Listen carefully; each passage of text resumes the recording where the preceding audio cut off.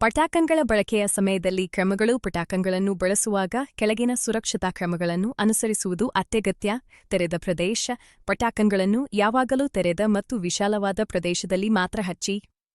ಮರ, ಕಟ್ಟಡ, ವಾಹನ ಅಥವಾ ಸುಲಭವಾಗಿ ಬೆಂಕಿ ಪಡೆಯಬಹುದಾದ ವಸ್ತುಗಳ ಸಮೀಪ ಬಳಸಬೇಡಿ.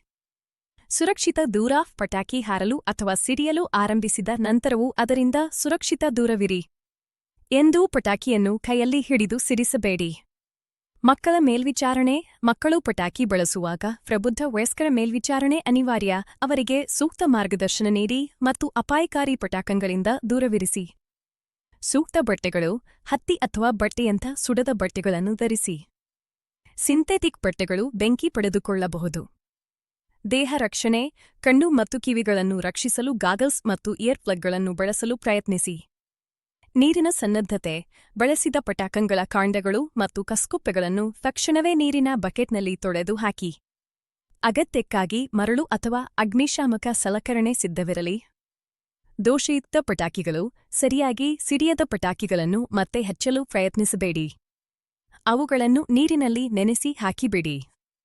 ಕಾನೂನು ಬದ್ಧತೆ. ಸ್ಥಳೀ ಅಧಿಕಾರಿಗಳು ಅನುಮತಿಸಿದ ಸಮಯ ಮತ್ತು ಸ್ಥಳಗಳಲ್ಲಿ ಮಾತ್ರ ಪಟಾಕಿ ಬಳಸಿ.